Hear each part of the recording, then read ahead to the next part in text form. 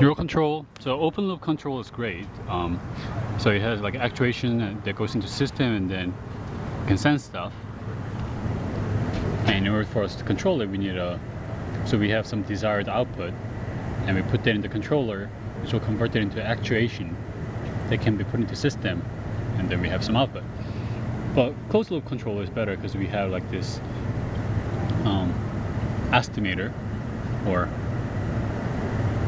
we have this like feedback mechanism, and here we have estimator, so it is estimating what the output is, and then what the output of system is, and then they can put it back into for the feedback. So let's talk about open loop control. And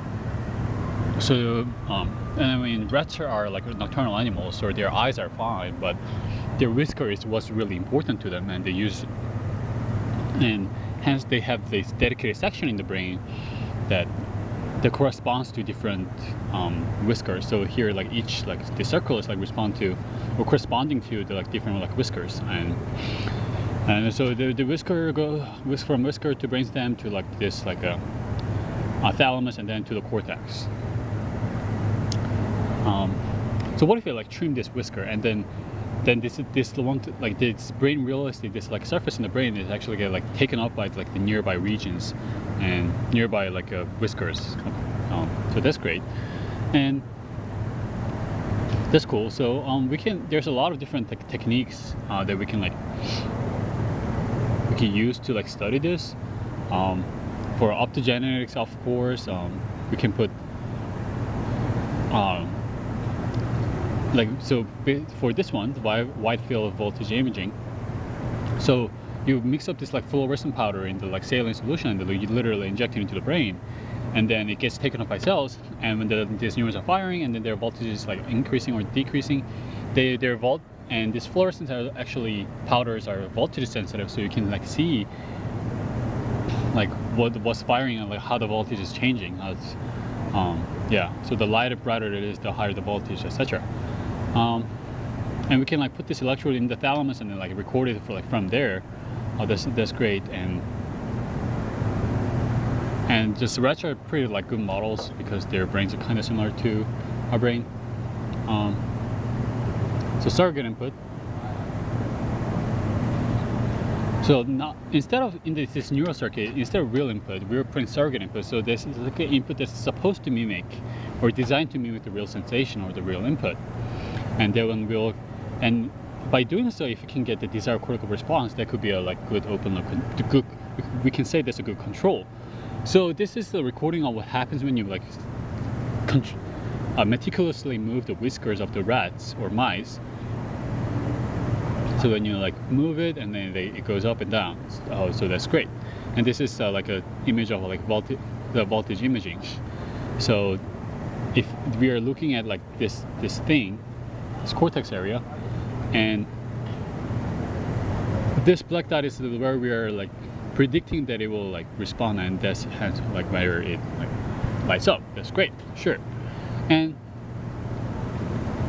so we're, instead of the real response of moving the whiskers like this, we can try with electrical stimulation and optical stimulation with optogenetics. So we have this current, and then there's like light. One thing to note that is you can see that this is like symmetrical, and that makes the net charge 0, and net charge being equal to 0 is important to cause no harm to our brain. So going more in depth, we can see that they tested different parameters or different strength of the input, 75 degrees per second, 600 degrees per second, etc. So weaker stimulation here with stronger stimulation here, and we can see that with the current electrical stimulation, it's a lot stronger response and a wider response to it. And optogenetic is like somewhere in between this mechanical and electrical stimulations.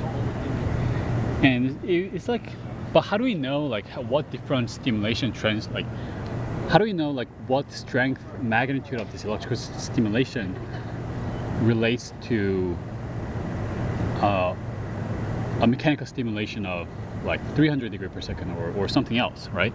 So they try like a bunch of different like things to see like how it corresponds to each other.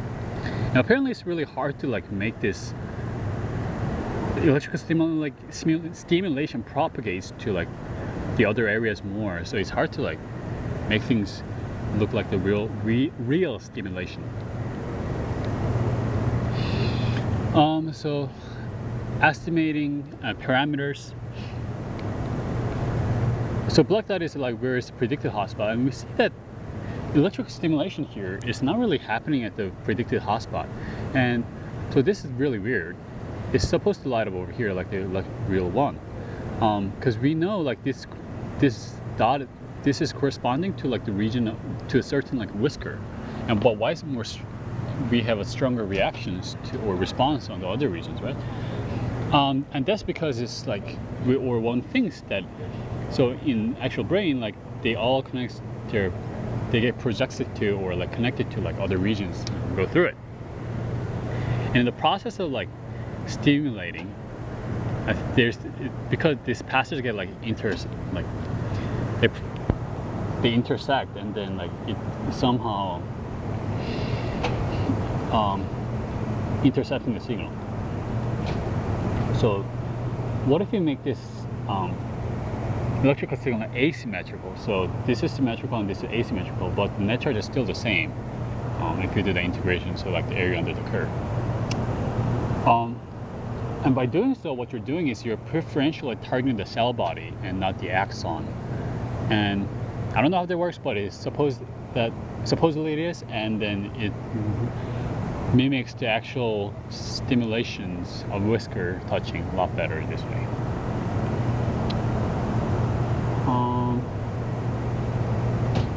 So open loop control, so input design. So as the strength of the stimulus gets stronger, the variability of the response gets bigger as well. And so that poses some challenge.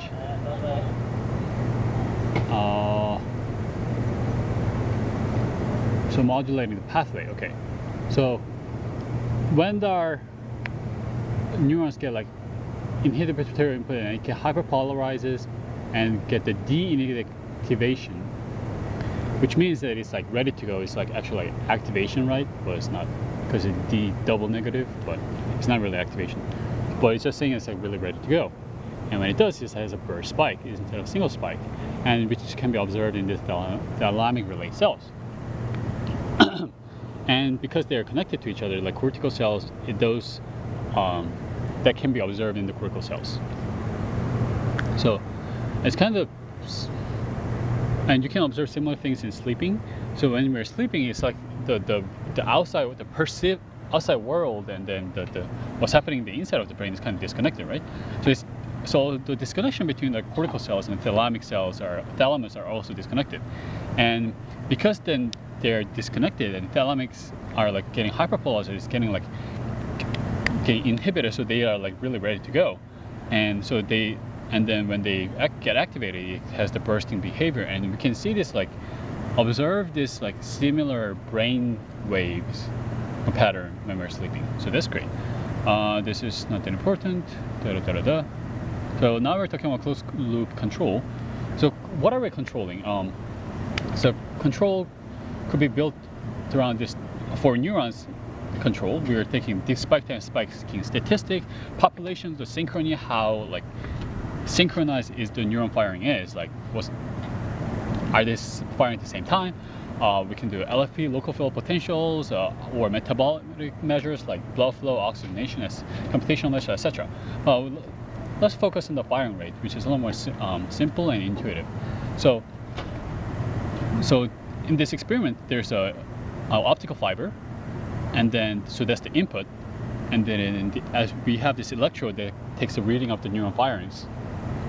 So do we have this kind of closed loop system going? And this is supposed to kind of mimic the real sensory input. So if you go back to Hodgkin-Huxley model, where they use the squid neurons, but initially they struggled because it's there's a lot of things going on. But by meticulously applying current so that they are fixing the voltage at a certain voltage, and they were able to kind of delayer and see like unveils about the mechanism behind it. So because these systems are so like interdependent to each other, it's hard to analyze it. So what if he makes one of the component fixed and then like mess with it and see what happens, and they'll be able to give us a better idea on how this system works. So here we try to fix the firing rate or control the firing rate to be at the same one level. So this is rodent whisker somatosensor pathway. So they do the optogenetic work and etc. So we have to make this closed loop system, some sort of feedback. So we have the desired frequency that's going in, and then there's an actuator, and this is so the PID controller.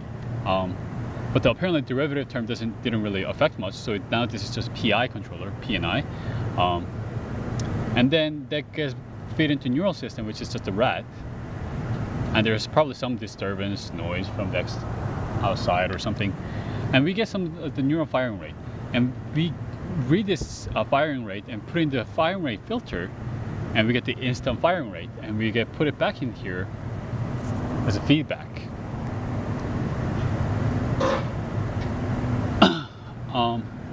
So we have this extracellular voltage, and this get converted into goes to analog to digital converter, which is like 120 microsecond,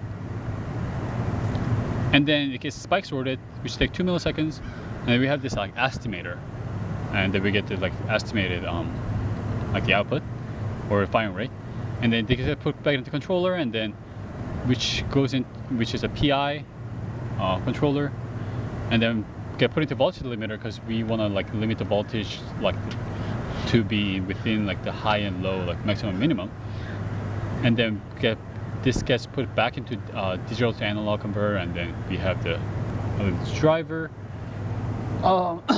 And the latency is so weird. It's lower than 3 milliseconds, so it's pretty good. It's not too bad. So we get this light input, and we're fitting in like white noise, which is the reason why we're putting white noise is if you put in the spectrum, like it has the like equal power over like all type of frequency, so it gives it really like a rich signals or like input. I'll get some up. So this neural system contains a linear and nonlinear model. So first goes to linear, which is just a spike triggered averaging, and then this gets fit into a nonlinear model, which is like this equation, and then we do the maximum likelihood estimation. So by doing those, we can guess for open loop, like so reference, the green is reference, which means desired, and then so the open loop is not too bad, you know, it somehow follows what we're trying to do. Now what's happening is like the pulse is like it's like speeding up, the frequency goes up, and then like speeding down, and to kind of create this sinusoidal model. And it kind of works, but if you look at the closed loop model, I mean, it's really similar to what we were trying to do. It's like much better system, and the optical stimulation is kind of like that, and this is like it's controlled in real, getting feedback in real time, and it's just really well. So now like introduce more disturbances like white noises and to test the robustness of the system. And if you see that, so here is before the white noise, and it works okay, but with the disturbance, it's just there's a lot of difference. But if we go to closed loop, before and after, it almost looks similar or same, because it really shows the robustness of this closed loop system. So instead of this trying to target this artificial like a wave, let's try to like mimic the real firing pattern. So this is like this green is the real data of the whisker when they're like doing something with activity. When rats are using their whiskers, and they try to like mimic that with like control system, and this is like the optical stimulation, and they were pretty, you know, it's like somewhat similar, and this this faded ones are like the individual trials, and then this bolder, darker line is like the average. And we can see that there's a lot of variability between each trial. So every trials are like different, and it's, yeah, there's like no one size fit all kind of thing. So so we use a model to kind of like to run this system. But how good is the model? Like, so without the feedback system, how does the model perform? The model is the blue, and you can see that it's like terrible. It's like a lot different than green and black. And so, but what it's showing is that even though we have a terrible model, with a proper feedback system, we are able to have a pretty good control. And reason being is model is probably just only measuring, we are only measuring like part of what is happening, like 20%. So it's not like real, we're missing a lot of information. So optimal state space. So we have this user input and we have this output. And it could be like thousands of like neurons, like, which is very high dimensional. And this like model, we have this like this kind of more lower dimensional like equation that describes the system. Yeah.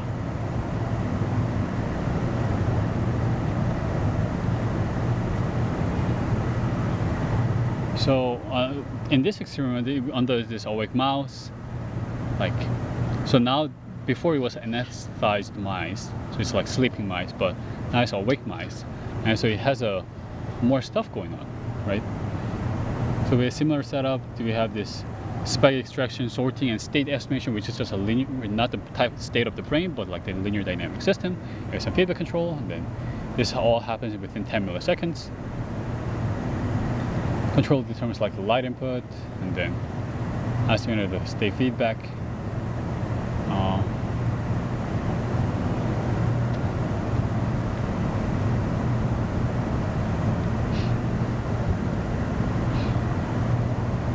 So they use this Gaussian LDS, linear dynamic system, and the linear Gaussian output.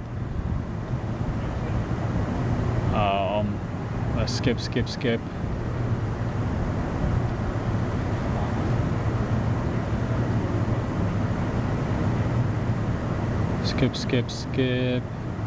And they were able to like, so they're targeting for like even firing rate at like 20 spikes per second. And how they maintained it was so this is like the average, but the behind is like the individual trials, and then they have to really control the input to make this the steady state. Like if it were just one single like optimal stimulus, it would have just like went downhill. But they had to like actually increase the stimulation gradually. And the fan effector is just shows how variable the neurons are, and we can see that like during the stimulation, the neurons were not very similar to each other.